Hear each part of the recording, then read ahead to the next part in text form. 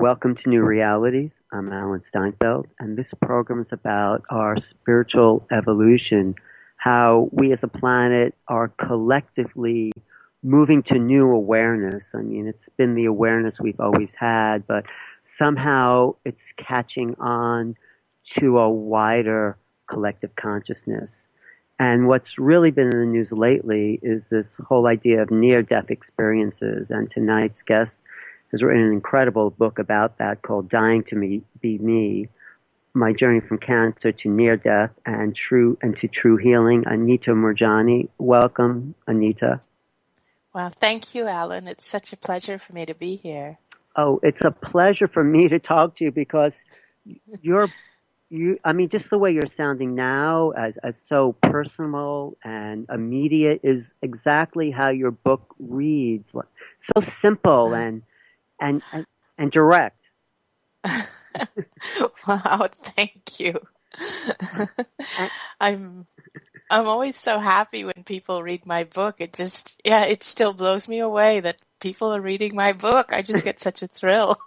Well, it's been a bestseller. You should get used to it by now. But it's written so well. The words flow off the page. Like I said to you before, I get a lot of books from a lot of authors, and I really don't really read most of them. So I picked up your book. I said I was going to read a couple of pages, and then I really could not put it down. Wow. Well, see, that makes me so happy. Thank you. Oh, because of course it's in a way a difficult book. You go through how you suffered and died, and then you had this amazing experience on this other side of death. And to know that you're a real person here on the phone. But you want to talk about that state? How would you describe it in more detail than what you've described before? Okay, it was an indescribable state. I felt that I was surrounded in pure, unconditional love, but it was much more than that. It was more than just unconditional love. It's nothing like the love that we feel here when we express love to each other. It was like I didn't have to do anything to deserve it. I was just loved just because I existed. It didn't even matter what I had done in my life. And this is what is so different from what I had always believed. I had always believed that I had to work hard at being more spiritual and that I had to create, I felt that we had to create a good experience of the afterlife by working hard all our lives to be spiritual, to be good people, to do things, to go out of our way, to do positive things. But this is what the most interesting thing is. When I was in the other realm, I realized that regardless of what I had done or not done, I was still loved unconditionally. And it made me realize that all I ever had to do was to be myself. And the fact that I believed I had to work hard at being loved meant that I felt that who I am at my core is just not good enough. And that's not true. That's not true. Who we are at our core is perfect. We come into this world perfect, and then we spend a lifetime forgetting that and trying to be something we're not. And then we beat ourselves up for failing. You talk about magnificence, and actually every time you say that word and I read it, I felt like a joy or a vibration going through my body, because when you said we're all magnificent and to embrace our magnificence, I started to feel that. Yeah. In fact, most of us don't even realize how incredible and powerful we are and who we truly are, because we lose ourselves along the way. But all of us are so magnificent, and we have this capacity, like if we get down to it, all of us have this capacity to create not just an amazing life for ourselves. It goes beyond that, because when you create an amazing life for yourself, you are actually also touching people around you. And if we're all doing the same thing, what we do is we create an amazing society, an amazing culture, a society, planet. But instead, our focus is always on being not good enough.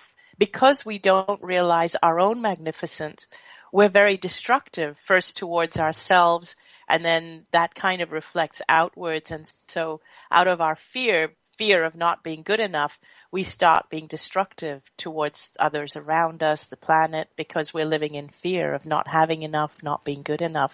And that's why it's so important for us to know how magnificent and amazing we are. And that's what I want everybody to know. And when you write about it, I feel it. But we have this, of course, we're coming from that other realm into these bodies, but it seems like, I mean, there's the conditioning, there's the religions, there's the education, upbringing but even before all that happens, are we aware of that magnificence, or are we unconscious to it? I believe we're actually aware of it. We're born aware of it. I mean, I feel I see it, and this is what it felt in that near-death experience state. It felt as though we're not meant to lose it. It felt as though we come into this world with the intention of keeping it or holding on to it, or with dreams of changing the world, but somehow we fall on the wayside. Things get in the way. Our fear gets in the way. Our egos get in the way. All kinds of things get in the way, and we forget. That's what it felt like. And that's what it felt like to me that happens. It felt like that I was sure that I had come in to this world in the first place with my magnificence intact, and I had forgotten it along the way. So I felt that if we all remembered it, it would be different. Our lives would be very, very different. But if we look at children, I guess they do have a sense of their curiosity and wonder. Yes. And then it's not even so much their ego, it's what comes from outside of them that puts them in these little boxes, puts us, all of us, in these boxes. Exactly. Yeah. Yes, that's exactly it. When we look at little children, they know that they're special, and they know, I mean, they're full of joy. When you know that you are loved and special, you don't become all selfish and egotistical, which is what the popular perception is. In fact, it's the contrary. You become full of joy, the way you see little children who laugh so easily. That's actually what happens. You become like a child. You laugh easily, you don't take things seriously, and you become a joy to be around. You're a joy to be around other people. You become much more giving. The more you love yourself and the more you realize how powerful you are, you actually become much more generous and giving, because you can afford to be. You're not afraid. You're not afraid of keeping things close to your chest or competing or fighting. You know that you'll get what is yours. And so you become very generous, giving, and joyful and popular. People love people like that, self-actualized people. Yeah, and those are the charismatic people. But how would you raise a child, teaching them? I mean, you would restructure the whole system, wouldn't you? I would. That's the thing. We all still get fed into the same system, but I would restructure the whole system. But I actually give credit to a lot of people who homeschool their children, and it is hard work, because the society does not support it. It supports something completely opposite. So it feels like you're swimming upstream, and then on the one hand, I tell people you're not supposed to be swimming upstream. You're supposed to be going with the flow. But the flow that we have created is kind of a flow that goes against who we really are. Right. And that's the problem. So there's a lot of contradictions and a lot of things to work against. But what I would do regardless, even if I had to send my child through the regular system that currently exists, I would still tell my child every single day that they are loved unconditionally. It doesn't mean that I won't reprimand them or I won't tell them if they've done something that's hurtful or point things out to them. But here's one thing that we seem to do pretty much universally. We like to instill fear in children to discipline them. And we think that fear keeps our children well behaved and keeps them safe and so on. I don't agree with that. I think we need to instill love, self-love and self-respect into our children.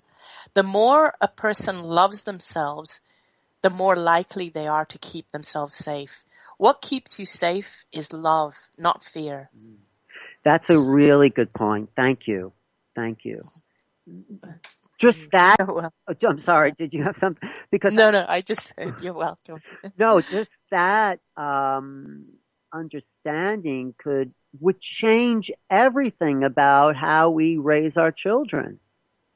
Yeah, And then that's what I believe. how It's so simple, and I don't understand why our entire system is built on fear. But how would you teach love to children, really? I would tell children that it's okay to be different. You're not supposed to all be the same. And, like I was bullied as a child because I was different. I grew up in a culture that was not my own culture. So I was a different race, religion, color, everything. And I felt different, and I felt like I never belonged. I felt like I had to work really hard to fit in. And I was completely unaware. Everybody around me was unaware that that it was okay for me to be different. And instead, I spent my entire life feeling there was something wrong with me. But I would want every single child to know that they come with something unique. They're meant to be unique. They're meant to share their uniqueness. I would teach children to embrace their uniqueness and to embrace everybody else's uniqueness. I would also eliminate competition in schools. Right. Yes. Because we compete, and compete comes from fear. It comes from a fear of not being good enough and needing to feel good by being better than the people around us. We don't need that. Yeah, because it doesn't matter. I mean, it's all ego if you're winning a race or your team wins or it's. Yeah. And life is not a zero-sum game. You don't have to have losers in order to feel like a winner. You can feel like a winner, and everybody can feel like a winner. Going back to what you said before, I always felt that I was different, not because I looked it or anything. I just always felt outside of the culture somehow, and I always loved that about myself, even though I felt like it never fit in. And I'm still feel different than everyone else in some ways, and but see, that's beautiful. That's beautiful to be different. I only embraced the value of being different after my near-death experience. It took that for me to realize, I was meant to be this way. I'm not supposed to try and change it or fit in or make myself small or make myself someone else. And it was only then when I realized, oh my God, I'm supposed to be this way. This is who I am, and it's amazing, and it's a gift. And that's what kids need to know. And so I like what you said about no competition and sports and this ego against one ego against another. But what other radical? Don't hold back. What other real radical things you do in education?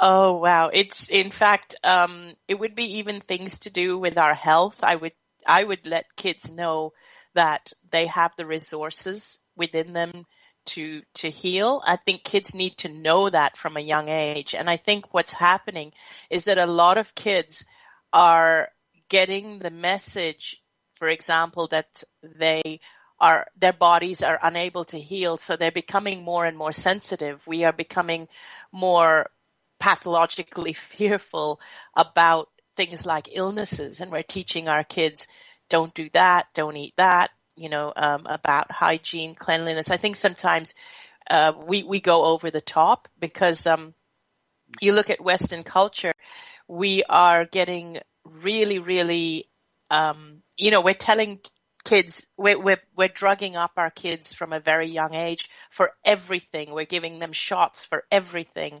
Whereas if you go to a third world country, I mean, kids are eating the dirt off the streets and they're still surviving and growing up to be really strong. Our bodies are physically very, very resilient, and kids need to know that.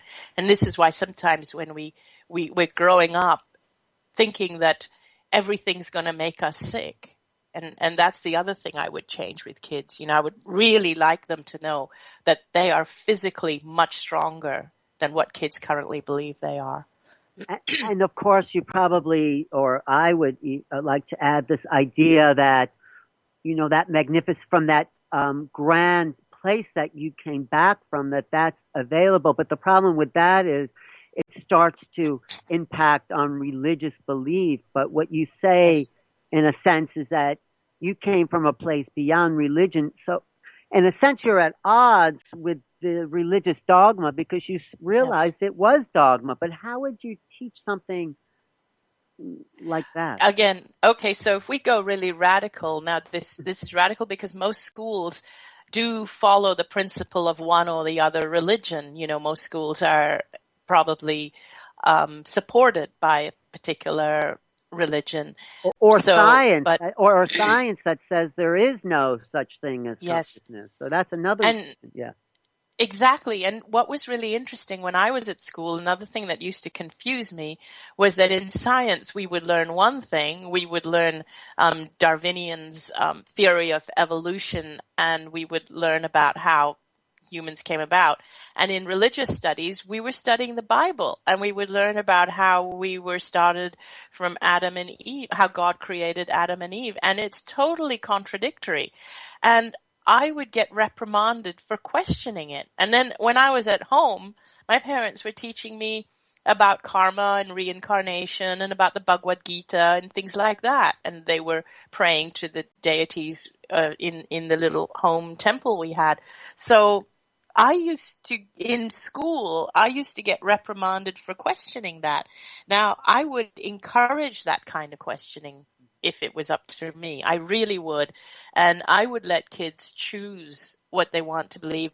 I wouldn't, I don't agree with indoctrinating a child into one religion and making them believe that that is the one and only true faith, because I think that actually creates division amongst people, amongst cultures globally. It doesn't make us united as a, as a race, as a human race. It's actually very divisive. But you went to a place, in a sense, that's beyond religion. You said God is not a being. God is being. A state of, State of God is being. the Yes. state of being. Yes. Here, yes, what I experienced was that when I was in the other realm, it was like a realm of non-duality. It was like I just merged with what the only name I can give it is pure consciousness. It was like I became one with everyone and everything. And if you ask me, like say, when I come back and I say, this is what I learned, and if you ask me, who was it that was telling you this? Was it God? It's like, was it God? Was it Jesus? Was it Krishna? It didn't feel like anyone was telling me. It felt like I became this all-knowing state that just knew everything. It was like life completely made sense. It was like I became the knowledge. I became one with all thought, all knowing, all people. I became one with everything that has existed and that is yet to exist. That's what it felt like. And that's what I would call the non-duality state, where there's no separation between me and all knowledge. And I believe this is where we all go. We all merge with it. But when we're here, once we're in the physical body, because bear in mind that in that realm, there's no physical body. There's no biology. There's no body.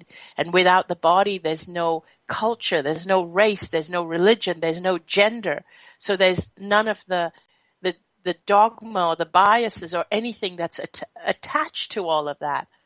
It was just pure consciousness. And here, in this physical realm, it's what I call a state of duality, which means it's a state of separation where I'm expressing through a physical body. This physical body has physical limitations. This realm, this existence has physical limitations. So we call it a state of duality. And I have a race, a gender, a culture, and I exist at a point in physical time and space. In the other realm, there was also no point in physical time and space. It felt like I was everywhere at the same time. It felt like I could be anywhere at any time I wanted to be. But even though you have a race and gender here, what you really are, even here in the physical, and what's speaking is consciousness. It's awareness. Yes. So how are you? Well, then can't you still be connected to that other realm because you know the gender and race is all really an illusion because who you are is what you've always been. Exactly. So we are actually always connected. And that is the magnificence that I talk about. We are always connected, but we forget that connection. We forget that we are that. We are that. We are every race, every gender. We are everything, even every tree, every criminal, we are connected with everything. We're connected to Jesus, Allah, Buddha, as well as every criminal in every prison. And we forget that connection when we come here and express through our bodies. And we identify so strongly with our body, our physical body, and our race and our culture and our religion and our gender. And we think that this is it and we have to defend it. And even when we get glimpses of information that filters through from that grandness, that glorious part of us of which we are all part of, we see that as coming from external. And so we say, that was Jesus talking to me, or Krishna, or Sai Baba. We give it something, but actually all of it is us. It's still us. Right. So it's our own consciousness. Right. So can you talk about you, because you had that experience. Now you're back. Are you still aware all the time of this magnificence, of this non-dual state of being? Most of the time, yes. And there are moments dealing with physical reality and physical day-to-day reality. There are moments where you get big jolts and you realize that, okay, this is going to be difficult, and there where you just get kind of knocked out of things. And then I get knocked out of being in that state. But then I just have to accept this is fine. This is part of the physical existence, and it's also a gift. It's part of the experience of being here. What knocks you out? I'm just curious. It's quite interesting. I think one of the biggest hits I got, and it's interesting because it after a little while I realized it was a huge gift. One of the biggest things that happened to me was when I was originally sharing my story on the internet. And I was just sharing my story freely, and I wasn't actually even using my full name because I wasn't sure how it would be received, but I felt people needed to know it. And I received a huge following just sharing it on the internet. And then I suddenly got attacked by a small group. It's not a huge group of people, but it made an impact on me, a small group of debunkers. And I guess, every internet forum deals with this when you're talking about this kind of thing, but they really went after me in a big way, and it affected me. It was like for the first few months, maybe close to a year, when I was sharing and the feedback I was getting was amazing, and I thought, wow, it's really true. This is what I was supposed to come back and share, and people were sharing the website in where I was sharing my insights. People were emailing it, and it went viral, and it attracted a lot of people. And I thought, wow, this is, it makes me feel so good that it's helping people, and all that suffering I went through. I had cancer for 4 years, so I was communicating with people who had cancer, and people who wanted to just know more about the afterlife, people who had lost close friends and relatives, close family members. They wanted to know more, and I just felt it was really great. It was just a service. I was just doing it. because I felt that this is what I was meant to do. But when I got cyber attacked, at first, I just started explaining myself and going and talking about my near-death experience and telling them, and I was actually dialoguing with them. But I would get drawn in where they would draw me in and I would dialogue with them, and then it would be an attack. They would take me it's hard to explain, but they would take you down to a dead end. Like at the end, everything I said would end up being, but you can't prove it. It cannot be replicated, and therefore it's not true. It's not real. It's not. And so what turned out to be a really good thing over time, it was like every morning if I logged in to check the responses, these debunkers, what they would say, it would actually color my day. And I found that as I would go through the day, I was losing that feeling of magic, their words would start to play in my head. So and how so did I you would turn it around and make it a good thing? I stopped. I just completely stopped. I stopped posting about it, stopped talking about it. I had to do that for my own peace of mind. And I had to find that space again within me. I had to find and get in touch with it. And and it took quite a few months. What I did was I distracted myself. I went off and got on with my regular work because I used to be less focused on my day-to-day work and more focused on like constantly writing and posting and blogging and talking to all these people, cyber people. Can I just ask you, do you need to take a glass of water? A drink? I'll just take a quick take your sip. time. It's okay. We have as much Thank time as you. I just felt like you probably needed to have a sip of water. There, I'm good. Thank you. And so I just cut myself off from that cyber world for a while and just focused. I actually just focused on things that made me feel good. And consciously every day I would wake up and ask myself, okay, what will make me feel good today? What brings me joy? And here's something I realized. I realized that if we don't love ourselves enough, I would have continued to get sucked in and felt that it is my duty, even if it drains me, to continue to post and help these people. But I remember that no, I love myself unconditionally. It's my duty to take care of me first. And so I pulled away from it. And I hadn't realized how much those people had played on my mind. And it took me longer than I thought, because I really had to reconnect and I really had to start communicating again internally, feel like communicating, whether it's communicating with my higher self, my guides, my deceased loved ones. I mean, at the end of the day, it's all one, but I had to get back in touch with that, feel their presence around me, feel the guidance around me. And I had to start feeling it and start seeing the physical life in front of me change to reflect again this new joyful state, which I had actually started to lose.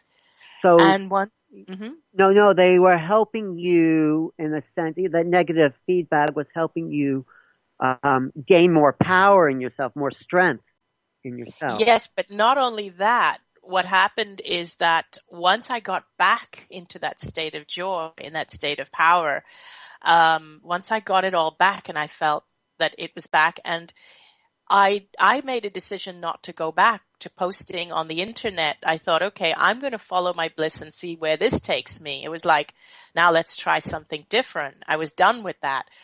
And then it was at that point when I was ready, I was open to something new.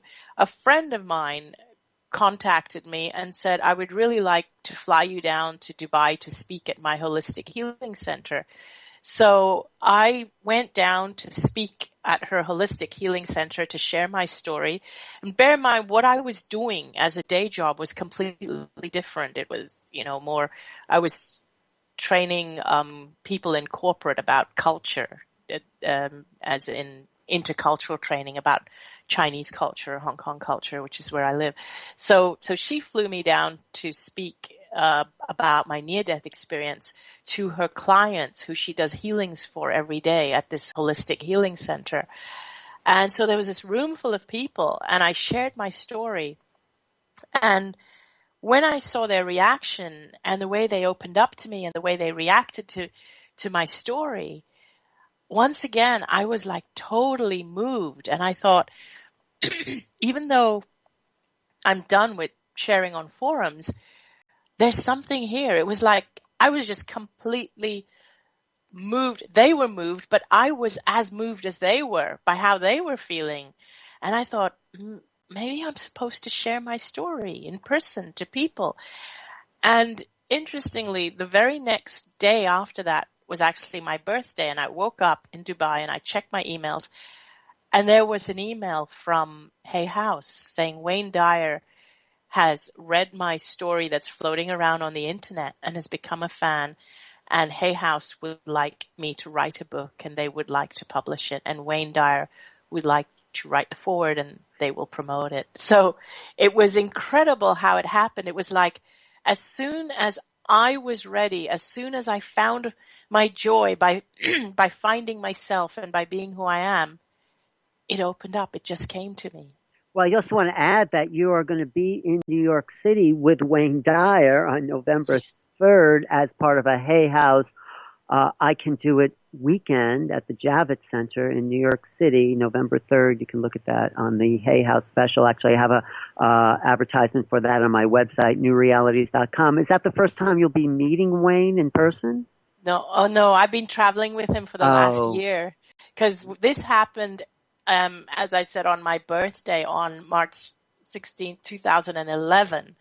And then after I signed the book deal and I started working on the book with the editor, they actually flew me down to appear on his public television special, which is still currently being aired.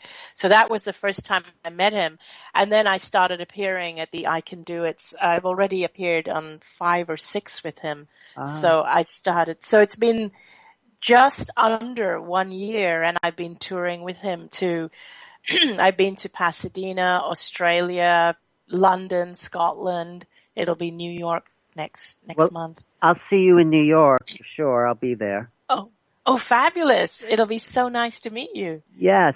And, it seems like the whole near-death phenomenon is really in the news. Did you read the article in Newsweek about the doctor, the neuro? Yes. Absolutely. I've even communicated with him. He actually wrote to me when my book got published to tell me that he's had a near-death experience and he's writing a book. He seems like a great guy. I've seen some interviews with him, and what he says, and you could now tell those debunkers that there was absolutely no brain activity at all that could have produced some kind of conscious effect within the physical body, of the physical body. Absolutely. I mean, there was no brain activity. And the thing is, Eben Alexander is a great guy, and he is really sticking his neck out there to, somebody in that field to risk everything and share a story and to take all that criticism. I don't think he deserves it. He is really a brave guy. He's a good guy. And, I can't say enough nice things about him. And I think that what he's doing, he's actually doing it for the people. He's doing it because I actually believe that if, the debunkers and the people who just don't listen to any argument, but they're just out there to knock you down, it's not about me, but I feel that they, for their own sake, they're limiting their own experience of what life is all about and what life is meant to be. And I believe that what they're doing is more a reflection of their own fears. And that's what I've come to understand. Oh, absolutely. It must come from fear, because when you grow up with an opinion, an idea of how the world is, and someone comes along and tells you a different story, you feel threatened. It's the kind of emotional defense they come from. Yes, it is. Oh, and what I wanted to add was that why I feel now the debunkers were a gift is because when I would write answering their questions, because their questions came from a much, much more skeptical perspective, ready to debunk anything I said. So when I was dialoguing with them, not always realizing what direction it would go, I noticed that my writing would go into a much deeper, richer, more logical direction to try and make sense of it to them. And a lot of that which I've written for the debunkers has been woven into my book. So basically, my book goes into various different directions, and a lot of it is written in very straightforward without any of the fluffy woo-woo. And I think a lot of it was probably inspired because I was dialoguing with debunkers a lot. So I believe that talking to them added a depth and a richness to my book, which I am grateful for.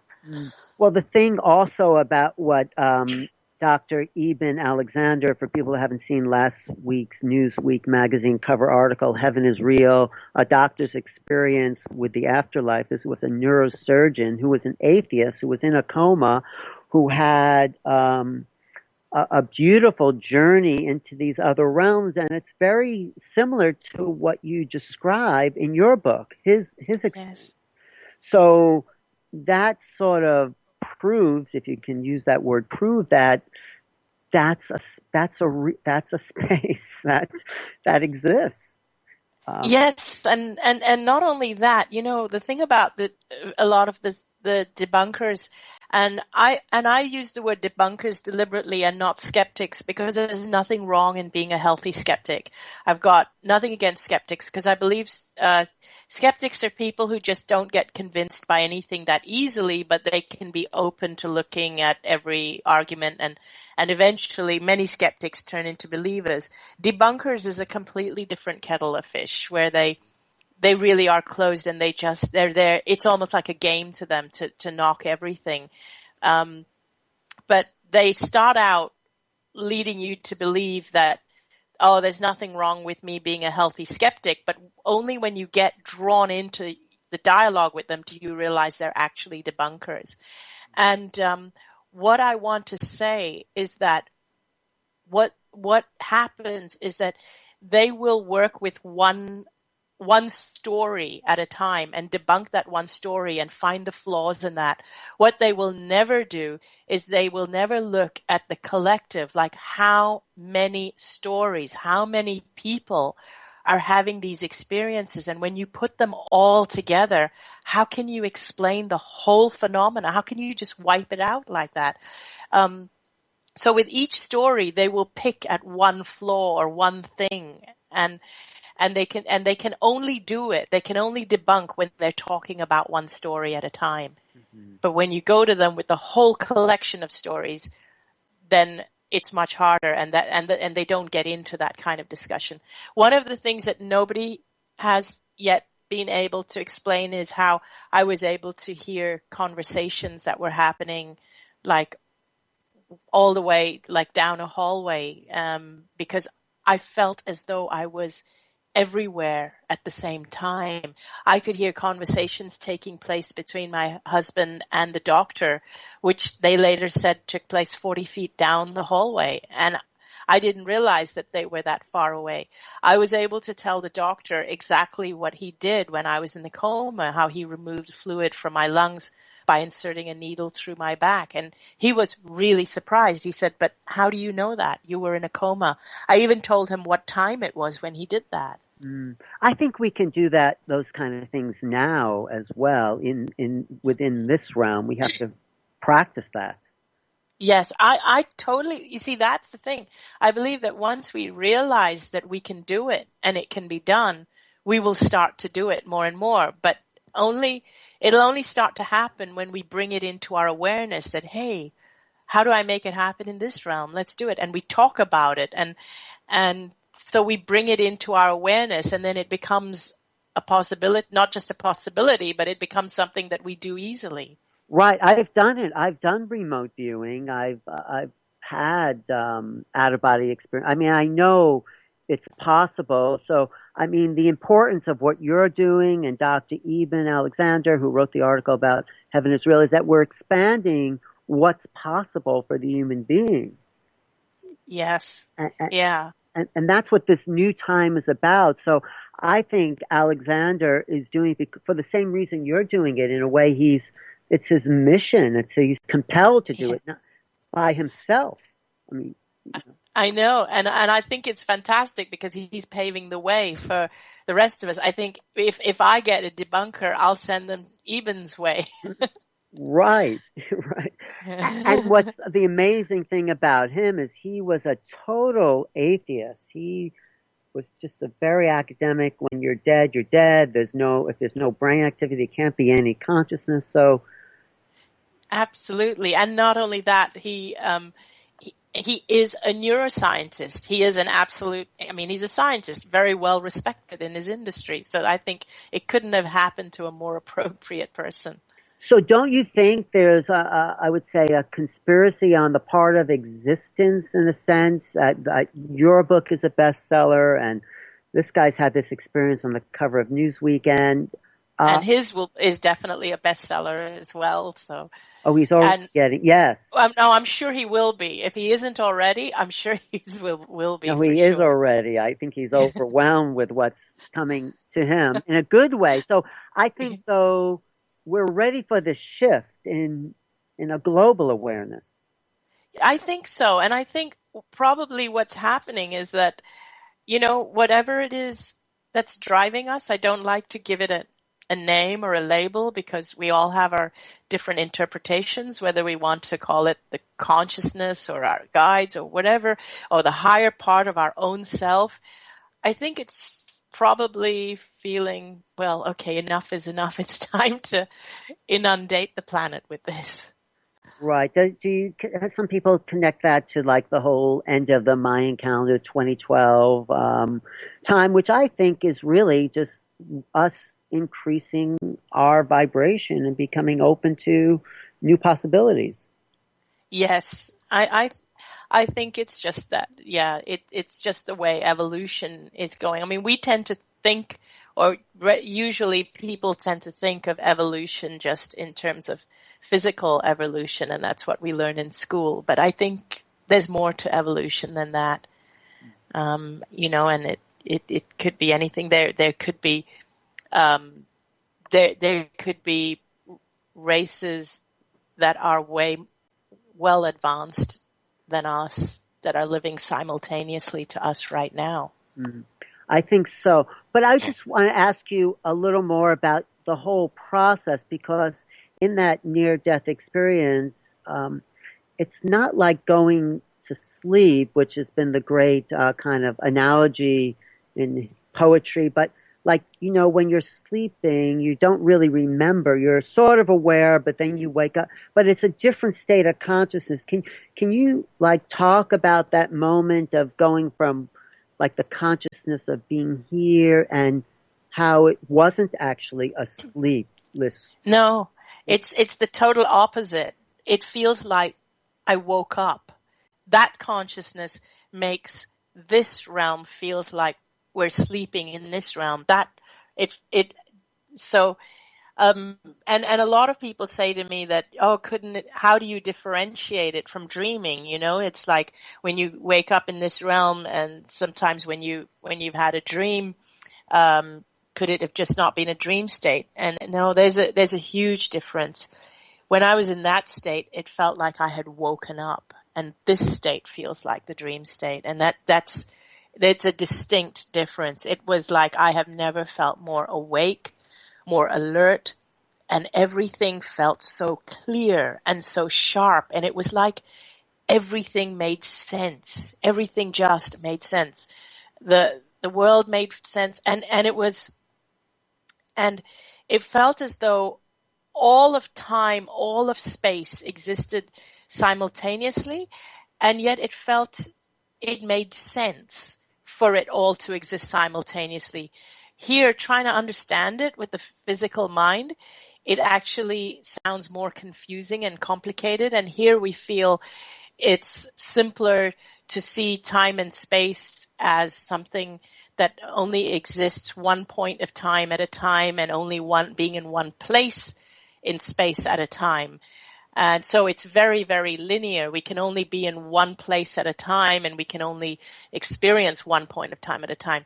And that lends an air of clarity to physical being. But in the other realm, it felt that this felt very limiting, and just being aware.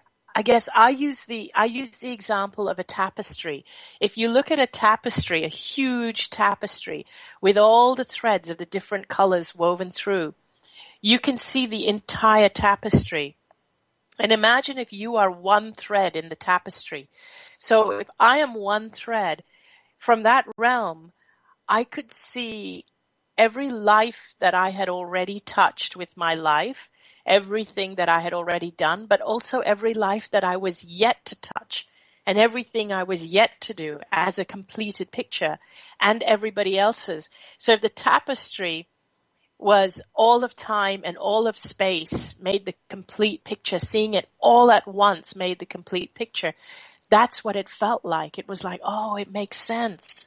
That's why this happened. That's why that happened, for this to happen. And that's why I did that, so that that could happen. Was there any? Yeah, no, thank you for that. That's, and it still makes sense that was all unfolding. This conversation, everything is just part of a huge tapestry. Everyone, everywhere is contributing to that beautiful picture, design, that dynamic change in this flowing of being, I guess is a way of saying it.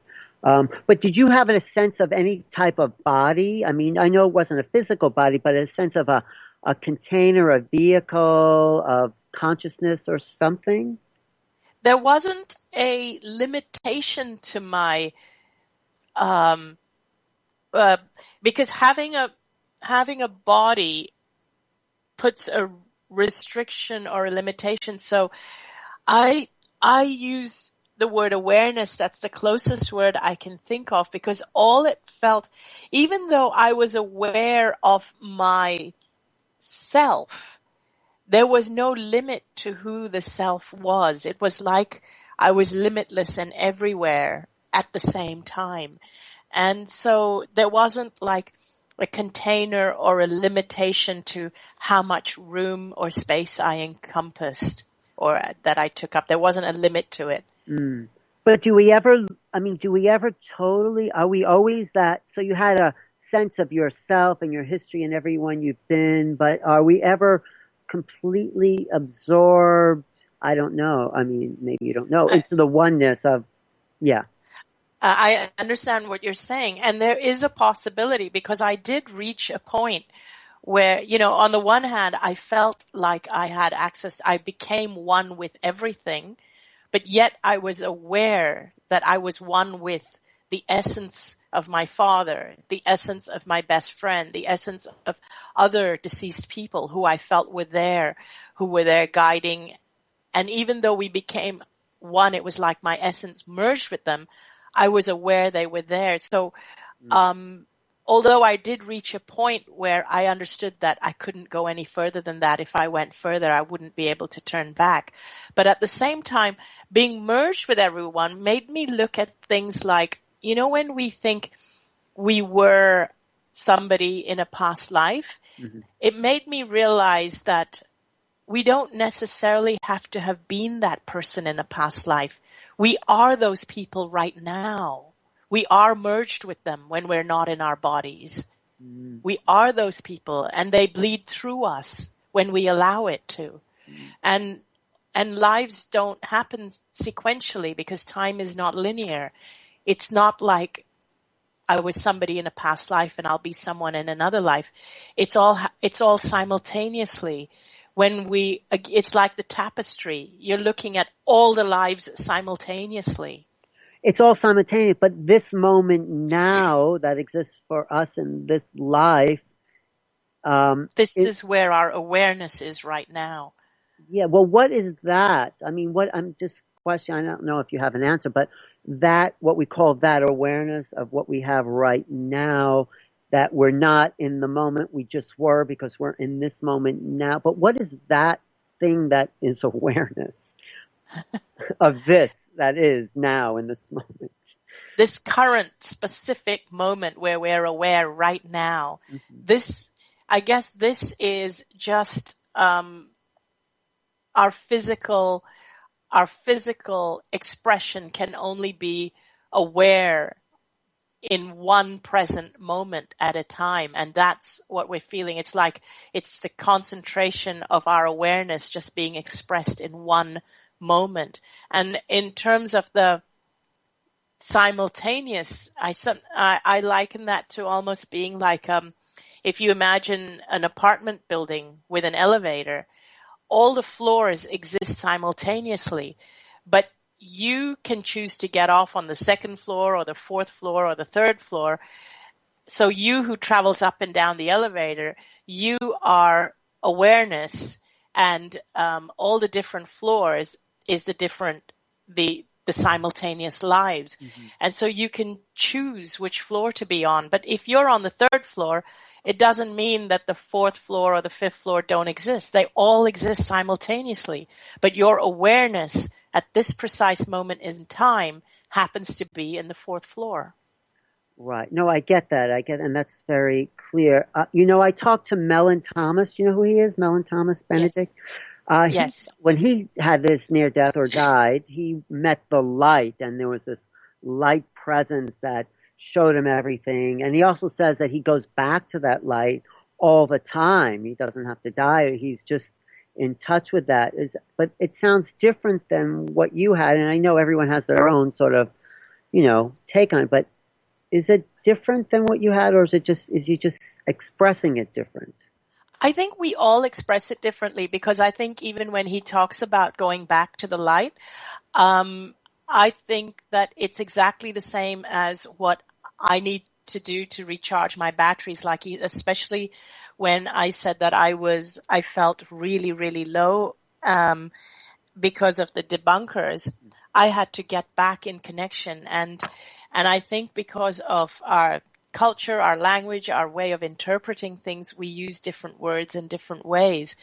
But basically, I think what I did was pretty similar to what you've described he does there, was to reconnect with my own light. Sorry. No, it's okay. Take a glass of water. Thank you. And so that's what I actually did, was to reconnect. And when I felt that connection again, and I felt one with it again, and I felt the guidance flowing from within, or from my own inner self, higher self, whatever we want to call it, or my guides. When I felt that flowing again, that was when I was connected again. And I think we just have different ways. And I think the reason why it's open to so much misinterpretation is because there are no words in the English language to describe something that's so ineffable. It's, we are so used to describing things we label everything, so we need everything to have physical form and limitation. Even when we talk about our spirit, our soul, we give it a shape, an outline, but there isn't. There's no shape. There's no outline. It's just pure essence. Right. I do know what you mean. I do have a sense of that. When I had an out-of-body experience, people say there's a silver cord or something. There was nothing like that, but there was the awareness of the connection to the body. And I think that's what people metaphorically say is like a cord, but it's an awareness. Yes, exactly. And I'm so glad that you've had out-of-body experiences, because you know exactly how it feels, and you would understand. And I think we really need to develop a language for it. Mm-hmm. Either that, or we would start needing to learn to speak some of the old languages like Sanskrit or something. But and I think both are happening. I think we are developing a culture because of the things that are coming into mainstream, because the debunkers, they're fighting a losing battle in the sense that the culture is changing, and we are developing new words and new ideas and new means of communication that really express these ideas. You know, they say science changes one funeral at a time, meaning that the old guard can't hold on to the expanding ideas that the new is Yes. through. So it is changing. Uh, uh, Yes, it absolutely is changing. I mean, it's changing slowly. And I think, though, one of the big problems right now is that a lot of people are becoming disillusioned with religion because with all the different religions, there's a lot of strife and people fighting, because there's so many religious wars and we know it. We can't deny it that most of the wars are, they're based on, they're instigated by different religions, or that's what influences them. And I think when people become disillusioned with religion, they then turn to science, or they start to debunk everything, or they say that, oh, I'm an atheist. But what you will actually find is that many people are actually looking for they're still looking for something. They've just become disillusioned with Orthodox religion. But so many of them are still actually looking for something more, because they've had experiences that they can't deny. They've had experiences of, whether it's out of body experiences or certain ESP type of experiences or supernatural experiences, or they've seen visions or ghosts or things like that. They've had experiences, but they can't seem to make it fit into the religion that they grew up in. or the science they grew up with either, you know. Exactly. They can't make it fit either, the science or the religion. So people are looking for something. And I think that this is why we've got to stop being so rigid and boxing things. We've got to stop being so dogmatic about both science and religion, because both can be equally dogmatic and fundamentalistic. Well, we need to expand what Edgar Mitchell called it a noetic science, a science based on consciousness. And if what happened to you happened to this guy, Dr. Eben Alexander, that happened to Mellon Thomas, and probably Yes, thousands and many. thousands of people. I mean, throughout history, if this place really exists, then there's in a sense, a science of this level. It's well, not quite provable, but it's an existence that is, in a sense, a fact, if you want to call it that. Yeah. And I think that if people, say, for example, the skeptics, the debunkers and the hardcore scientists, if people stopped being really dogmatic about it and looked at it as a whole, we could really start to maybe conduct a different type of experiment. Because I feel that when the experiments they conduct actually disprove it, it doesn't mean it doesn't exist. It means they're conducting the wrong types of experiments. Exactly. They can only conduct an experiment based on the level that they're at, you know? Yeah, exactly. Like in any actually scientific test, you can only prove what you know, what you think is there. Yeah. But if they did do what you're saying, these other types of experiments, I think they would actually prove that there's maybe we don't have to call it a religion, but a spirituality that has a higher science to it, that they're one in the same on this other level. Yeah, exactly. We have to even either call it something else or don't give it a name or something, but there has to be a new paradigm, if you will, which has to be held in as high an esteem as science is held today. But, it has to be allowed to look at in an objective way things that cannot be proven by science, that don't fit into religious dogma, but yet does exist out there. Well, it has to. I mean, what you're saying is, and it happened with you, and no one's going to tell you your experience isn't true because, there's no way of arguing with experience or these people.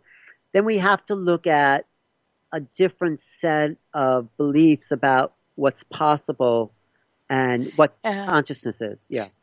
exactly, because I've had people say to me that, oh, it was it was the drugs. The drugs do that to you. They make you hallucinate. And I say, that's fine. Okay, it was the drugs. But what you cannot deny, which I have medical proof for, is that my cancer just completely turned around when it happened.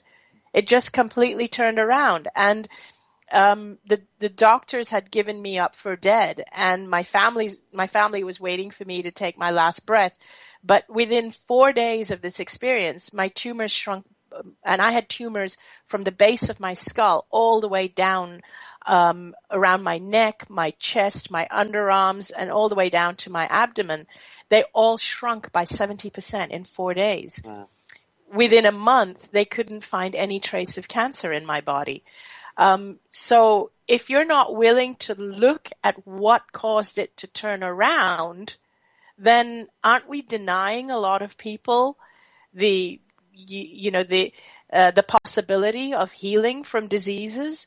Like, I'm not saying I know the answer. I'm not saying, because I've had people even say to me, so you had this experience. How does it help other people who have cancer? Um, you don't have the answer on how it can be replicated. And I say, I don't I don't come here, I haven't come back to say I have the cure for cancer, but I'm saying it happened to me. And if we're actually willing to change up some of our scientific experiments, to take different things into consideration and to open up to things, maybe a different type of experiment can be conducted rather than just constantly developing more and more drugs and diagnostic tools. Mhm. How about we look at something different? Well, That's basically all I'm trying. Yeah, what I want people in the scientific field to know. no, no, but thank you. I totally appreciate what you just said. But also adding to that is this realization that you had in that other world about the magnificence and the love, and you came back in a sense infused with a joy and a passion, and it was that change in consciousness that obviously, and this is probably can be proven, changes the chemicals in the body to function differently because your state of awareness and attitude was different. So your whole physiology was in a sense different than what it was. It's absolutely different, and it is purely just, for me, it was purely just knowing. It's like this inner knowing that I am part of something greater and huger. And it just made me feel so secure and loved, and just this feeling that I just have to be me, and I came here with a purpose and a message. And I just feel that made such a huge difference, and it makes a huge difference. It makes a huge difference in my life every day. And it feels like, even, when people say that, oh, thank you for sharing your story, it really made a difference in my life and it touched me. I still get so surprised when people say that, because I feel I haven't done anything. I'm just being myself.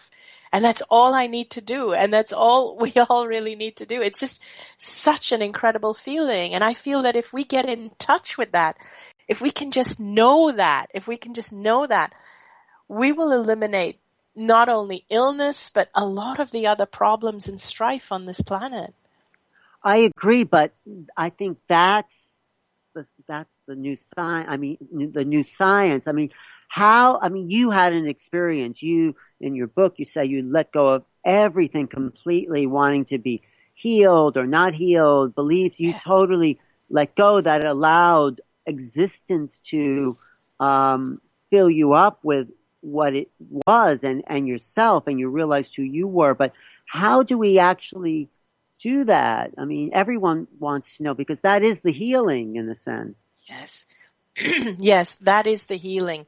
what I would suggest for people to do is that I would start with like maybe every evening or every morning and evening is really when you go to bed and even when you wake up in the morning is to actually let go of everything, like at night before going to bed. Let go of everything that has happened during the day. It really is letting go of every feeling, every fear, getting in touch with all the being aware, not getting in touch, being aware of every tension in your body, in your physical body, and in your mind and in your heart and every all over you, because it collects in your muscles and it creates tension. But it means every every wrong word you heard that day, every taxi driver that got annoyed at you or something, just letting it go and realizing that everybody is on their own journey, and whatever they've done, even if somebody's hurt you, they've done it from their own pain. So, and some people have suggested to me, that, is it forgiveness? Is it that every night you forgive everyone? I say, no, it's something beyond forgiveness. Because when you forgive somebody, you're saying, you hurt me, you were wrong, but I'm going to forgive you for being wrong or forgive you for what you've done. This is something different. It's not even judging that the person was even wrong. You can only forgive someone when you feel that what they've done was wrong. But when you don't even feel they were wrong, what you feel is compassion. You feel that what they did out of their own fear and out of their own pain. And so you only feel compassion for where they are right now. That person must have had a crappy day or going through a lousy marriage or whatever it is. And then when you realize that there's a lot of people carrying a lot of pain, all you feel for them is compassion. And it's getting to that place. And it really is a case of reminding yourself every day. The other exercise I actually tell people to do, which I find many people have found very, very helpful, is that every single day, write down 5 things about yourself that you really love and appreciate about yourself, because it helps to be empathetic towards other people when you love yourself unconditionally. And most of us, if I was to tell people, write things that you don't like about yourself or things you want to change or, things about yourself that annoy you, they come out with a list as long as their arm. And when I say write things you like about yourself, they're like stumped. They'll come out with 2, 3. So I say, force yourself to do this. You're going to do this every day, whatever it is, whether it's the way you handled something or certain talents you have, recognize them and really, really recognize them and become aware of them and find 5 different things every day, whether it's how blessed you are to have wonderful friends, and you must be somebody special to have such great friends, whatever it is, and find what's special about yourself. Exactly. Find what's special about yourself and force yourself to write 5 different things every single day. And if we can do that, and at the same time, if we can release everything that we're holding, all the pain, all the hurt, all the judgment we feel towards others, if we can start to consciously let go, even if you have to do it with a guided meditation, or you have to do it through music, or even if you prefer to do it sitting on a beach, listening to the waves, whatever it is, consciously start to release. And then tell yourself, I trust in the guidance that's going to come through me. Every morning, I remind myself that every day is really special, and I trust everything that's going to happen today is happening for my own good. It's for my own purpose. It's the tapestry. It's the tapestry unveiling itself. It's my thread weaving its way through this tapestry to complete it in the best way possible. And I just remind myself of that every single morning. it's also forgiving yourself. I mean, yes, forgiving others, Yes. and you talked about how you can feel that tension building up in your body, and in a sense, you sort of seem like you say that that's in a sense what killed you, is Yes. that self judgment and that building up and not forgiving yourself. So I think that's probably That yeah. exactly right. And I'll tell you something that also I found was something that really changed for me since the near death experience. Prior to that, if somebody criticized me, I'd be really defensive, and I would notch that up as something wrong with me that I had to change. If someone said, "Oh God, you're such a whatever, you're such a people pleaser," or you're whatever it is, and oh, you're being fickle, you've switched from one belief to another, or something like that. And I would say, "No, I'm not," and I would justify it. If someone said that to me today, I would actually laugh, and I'll say, "Oh yeah, you're right. I am. That's me. This is what I believe right now. I might believe something different tomorrow." And it's very liberating to feel I don't have to justify who I am. It's okay. It doesn't matter what people say about me. It's okay. Right. I think Shirley MacLaine said, "What people think about me is none of my business." Yeah, exactly. And we don't have to justify it. So it is about forgiving yourself and allowing yourself to be who you are. And I've found that to be really liberating, that, I don't have to bend over backwards to, I don't have to be called to attention, or you don't own me because you criticize me. I don't have to do anything about it. And I think it's also about loving the body. The body is like this child that wants nurturing and love also. And would you put something poison in to give it to a child? No, you want to nourish it. I mean, that's how I Yeah, see it. Yeah. yeah, So, yeah, exactly. uh, And that's another thing I tell people. Treat yourself like you would your own child yeah. or even your own pet. We love our pets, our dogs, our cats. We love our children, and we treat them really well, but we don't treat ourselves that well. Right, and if we did, but you said when you had these experiences with the debunkers that you went inside and kind of found that. What did you do? What did you do? What you just said, or were there other things that you did that where you went in and reestablished that connection? What I did was I actually consciously accessed that space I was in when I was in my near-death experience. I went back to that space, and in order to do that, I had to actually spend a lot of time alone, and I spent time in nature, and I just had to sit still with absolutely no outside input, and try to recreate that space of. And when I was in nature, for me, it's being on the beach and listening to the waves. I was able to connect again to that expanse, that feeling of being connected to everyone and everything. And then I found my connection even with the debunkers. Mm. And I no longer felt that they were attacking me. I felt that they were expressing where they were in their lives right now. And I was completely able to feel compassion for them. And it was like I felt their fear, and it made me gain deeper understanding of just not, and I didn't have to be with them physically, but just being connected to the everything, the all that is. It made me gain deeper understanding of why they did what they did or do what they do.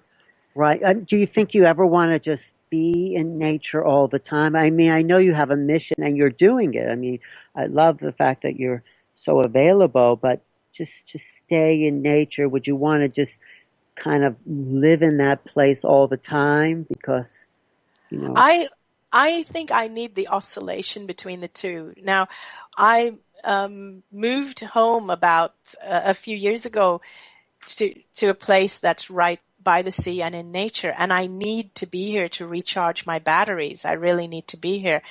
And and so what I like is the fact that because of technology, I can make myself available. And of course, flying to places. But when I come here, I also have the choice of just closing myself off and recharging my batteries. And I actually love the contrast. I love the contrast of being out there on tour on a I Can Do It trip with Wayne Dyer and speaking in front of an audience of thousands of people. I love that. That really buzzes me. And then I love coming back home to my quiet home right by the sea and just cutting myself off. I love the contrast and oscillating between the two. It seems to work for me perfectly right now. And I'm writing a second book right now as well. Oh, you are about sort of the next step of your journey, or is it something Yeah, different? it's actually going a little bit deeper into a lot of the things that we just talked about, deeper into things like how to connect with this other state, how to actually be in connection or have that connection. It's also more of a realization for everybody, how to make it more accessible to everyone, this feeling of oneness, and everything to even talking about illnesses and about deeper conversation about religion. And so basically it's my own thoughts and feelings, but it's my own understanding after the experience, the understanding I've gained and a lot of it has been inspired by questions that I have received from people since the first book came out. And so all the questions that people ask me, all the interviews I've done, like this one where I answer questions that are, and my answers, what I speak about is not in the book. So the second book will cover all these deeper concepts. That's exciting. When will that be out, or when do you think it could be finished? It'll be out next year. I'm hoping to finish it. I have to submit it by March of 2013 for it to be out by October of next year of 2013. So that's what I'm hoping. So it's still a year away, but yeah, it's so right now all these dialogues and everything, all of it just enriches the next book. Well, I have a question for the next book. Sure. No, I'm just wondering, in a sense, you've seen all of time and all of space from that point beyond death, and yet you're living it out moment to moment. That's one part. And then I also want to know, how is consciousness evolving? I mean, it seems like things individually and collectively are moving, in a sense, in new directions. So, yes, it is moving. But here's the dichotomy. This is sometimes so hard to explain. On the one hand, we cannot help but evolve just like we are evolving physically. We evolved from the ape and so on. So we're evolving physically. So consciousness in its own way is evolving and people will evolve. But our only responsibility is to evolve our own self. We are not meant to, we can talk about it the way we are. We can bring awareness to other people. But if we go out and try to change the world, we are bringing the same fear energy that we are actually trying to change, because what we're doing, when you go out and change the world and you say, we need to do this, we need to do this, what happens is that we end up only judging, and we're all guilty of it. It's like, I don't plan to go out and actually change the education system or fight the status quo, because fighting comes from fear. And what happens is when I go and fight, it would make other people defensive. But all I can share is my view, my vision, what I experienced in the other realm, what I feel that children need to know. But it's up to so when more and more people hear of it, it's up to them to take it on board. And if they think, oh my, that resonates with me, that sounds good, and they take it on board, then it starts to change. So our responsibility, mine, yours, Eben Alexander's, is to talk about it, to share it, but not go out and fight because fighting again is that same fear energy that comes from you are wrong and I need to change you and I'm judging you, because all that does is it then creates that antagonism where people become defensive and fight back. And that's what we already have. Right. So we can't go out and change anybody. I mean, that's just, we have to, we have to show by example within ourselves. And like, that's what's great about your book. You didn't write it to change anybody. You just told your story. But in the process, I think people are changed because they connect with the truth of what you say. That's the truth for them. Yeah. Yeah. My only intention is always, has always been and will always be just to share my own story. And that's what even my second book, it's just going to be sharing my own deeper insights and dialogues that I've had with people, and just let people read it. And you know, and I feel that when we do that, that's how we touch people on a heart level. They open up instead of dealing on a mind level or a cerebral level or an ego level. It's when we don't feel defensive and when we're just listening. Okay, this is your story. Oh wow, you said that, and that touched me. And that's all we really need to do. So this is the thing, the dichotomy with the evolution. It's not about going out and changing the world. It's about feeling it within yourself and sharing it.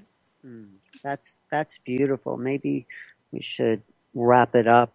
So, I mean, I could talk for a long time, but there's also so much love in your book. In the early chapters, the love of your family, of your childhood, of your housekeeper, nurse, and then your husband, of course. He's a beautiful guy. Oh, he's actually the real hero of the book and of my healing. I mean, I just love him to bits. Well, so is he traveling with you to New York? Yes, he is. He's amazing. He comes with me everywhere. We just have to do this together. That's beautiful. It's a beautiful story, and good luck with that second book. And you're going to be you're giving the keynote in New York on November 3rd, right? With the amazing Wayne Dyer, absolutely. He has been so integral and so key in this, in bringing my story to a broader audience, and I cannot thank him enough for that. But yes, I'll be his guest speaker at the keynote. Okay. On November 3rd on Saturday. At the Javits Center in New York City. You can go to the I Can Do It website. You can see it on my New Reality site. What's your website, Anita? My website is anitamoorjani.com. And that's, ANITAMOORJANI.com. Okay. And then are you doing any other engagements after that New York experience? Yes, in fact I am, and I'd love to tell people about this one as well. I'll be speaking in Monterey on November 9th. That's Monterey, California, on November 9th at the Hyatt Regency, and it's a non-profit event. All profits made from that will go to a hospice foundation. So I'd love to meet people in that area. I'll be signing books, and I'll be doing, in that one, I'll be doing a 2-hour speaking presentation, and I will be talking about a lot of the in-depth things like what we talked about today, and we'll be taking questions from the audience. So I'd love to meet people. What's the organization that's doing that? It's a private person. It's a lady who has invited me to speak, and she's organized it, and the information is on my website at anitamoorjani.com under the events tab, and also on my Facebook page. If you go to my Facebook page, which is just Anita Moorjani, you will find the information there as well.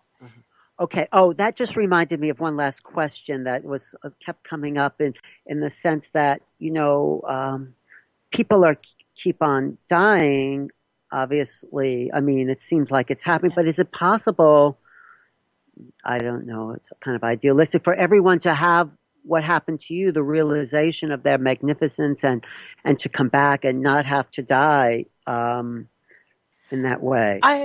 I think that that we probably have a a time when it is time for us to go, and for some of us it might be sooner, some of us it might be later, because one of the things I strongly sensed was that it felt as though my father was telling me it's not your time, but you still have the choice of whether you want to go, to stay in that realm or to come back into the physical body.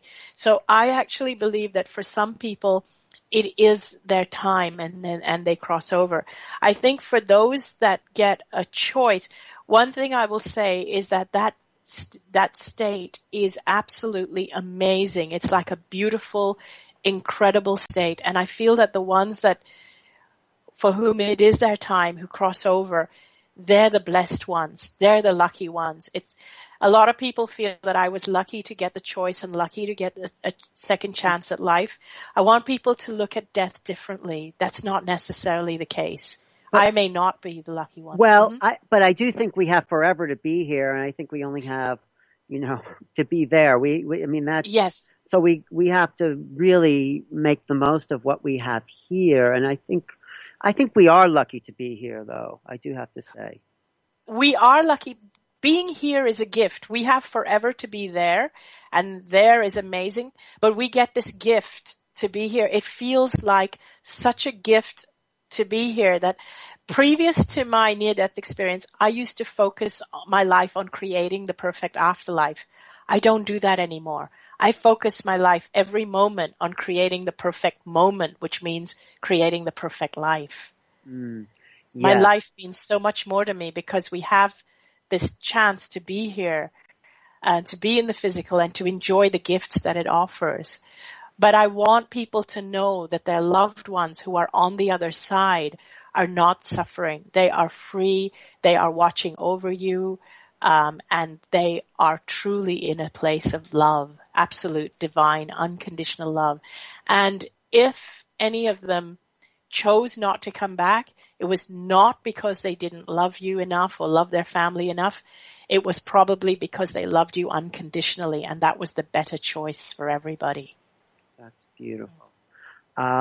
I do think we're coming to a new place where we're merging this divine awareness with human existence, and that's what I think is exciting about this next step of evolution. That's what I'm hoping for anyway. Yes, that's what I feel. Well, thank you so much, Anita, for your beautiful book, so simple and lovingly written. Thank you. Oh, and thank you so much for having me on your show. It was such a pleasure to be here. Oh, thank you. Thank you. This is Alan Steinfeld. I've been talking to Anita Moorjani. If you haven't read her book, please. I think it's a kind of classic in the sense that it lays out the whole spiritual terrain, who we really are, and what we've come here to do, all of us, is to enjoy our magnificence. That's Moorjani, or Moorjani, do you say? Moorjani? Moorjani's. Yeah. Moorjani, Dying to Be Me, My Journey from Cancer to Near Death to True Healing. Forward by Wayne Dyer, and we'll be seeing her in New York at the I Can Do It Festival. Thanks again, and I will meet you. I'll say hello, okay? I would love that. Thank you. I'm looking forward to it. Maybe we'll do a little video interview there sometime if you have a little chance, just to do something on camera. Sure, that would be great. Okay. Thank you. Thank you. And your website again is Anita Moorjani. Yes, that's it. Okay. This is Alan Steinfeld for New Realities, and I still feel that joy running through me after having finished your book.